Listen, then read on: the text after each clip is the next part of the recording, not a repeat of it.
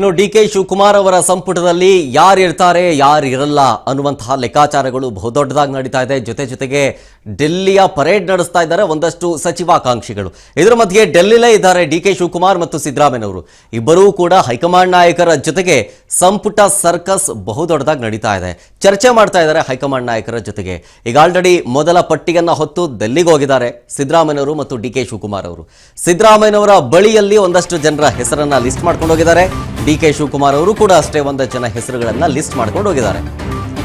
So ಇಬ್ಬರ list ಅನ್ನ ಸ್ವೀಕರಿಸಿ ಅಳೆದು ತೂಗಿ ಲೆಕ್ಕಾಚಾರವನ್ನ ಹಾಕಿ ಹೈಕಮಾಂಡ್ ನಾಯಕರು ಮೊದಲ ಹಂತದಲ್ಲಿ 10 ಜನರ ಹೆಸರನ್ನ ಅಥವಾ ಪಟ್ಟಿಯನ್ನ ರಿಲೀಸ್ ಮಾಡ್ತಾರೆ. 10 ಜನರಿರುವಂತ ಒಂದು ಪಟ್ಟಿಯನ್ನ ಮೊದಲ ಹಂತದಲ್ಲಿ ರಿಲೀಸ್ ಮಾಡ್ತಾರೆ ಅನ್ನೋ ಮಾತಿದೆ.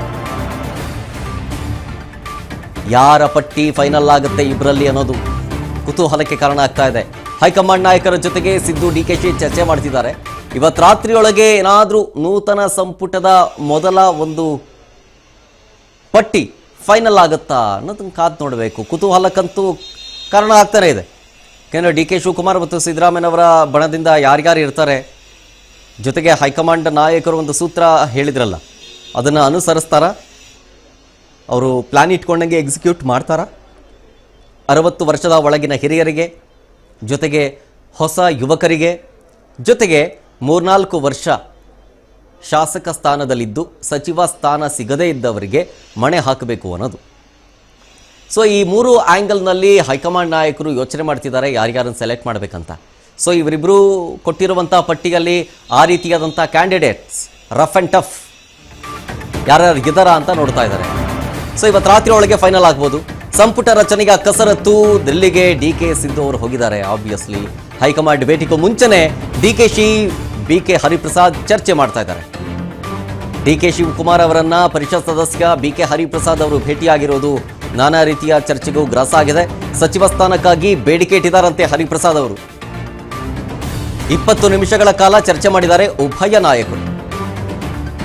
ಡಿ.ಕೆ. ಬಿ.ಕೆ. ಇಬ್ಬರೂ ಚರ್ಚೆ ಮಾಡಿದ್ದಾರೆ 20 ನಿಮಿಷಗಳ ಕಾಲ. ಇದರ ಹಿಂದಿನ ಒಂದು ಚರ್ಚೆ ಏನಾಗಿರಬಹುದು ಅಂಥೇಳಿ ಕುತೂಹಲಕ್ಕೆ ಕಾರಣ ಆಗ್ತಾ ಇದೆ. ಸುಮಾರು 20 ನಿಮಿಷಗಳ ಕಾಲ ಚರ್ಚೆ ಮಾಡಿದ್ದಾರೆ. ಸೊ ಆಬ್ವಿಯಸ್ಲಿ ಈಗ ಒಂದು ಕಡೆ ಶುಭ ಹಾರೈಸೋಕೆ ಬಂದಿದ್ದಾರೆ, ಫೋಟೋದಲ್ಲಿ ಪೋಸ್ಟ್ ಕೊಟ್ಟಿರೋದನ್ನು ಗಮನಿಸ್ಬೋದು.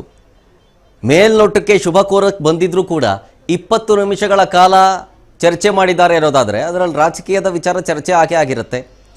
ಓಕೆ, ಆಲ್ ದಿ ಬೆಸ್ಟ್ ಹೇಳಿ ಅಂತನೋ, ಜೊತೆಗೆ ಒಂದು ಸಲಹೆನೋ ಅಥವಾ ಏನಾದರೂ ಒಂದು ಅವರ ಒಂದೆರಡು ಮಾತುಗಳನ್ನು ಶೇರ್ ಮಾಡೋದ್ರ ಜೊತೆಗೆ ಸಂಪುಟದ ಸರ್ಕಸ್ ವಿಚಾರಕ್ಕೂ ಸಂಬಂಧಪಟ್ಟಂತೆ ಬಿ.ಕೆ. ಅವರು ಡಿ.ಕೆ. ಅವರ ಹತ್ರ ಮಾತಾಡಿರ್ತಾರೆ. ಸೊ ಅದೇ ಈಗ ಕುತೂಹಲಕ್ಕೆ ಕಾರಣ ಆಗಿರೋದು.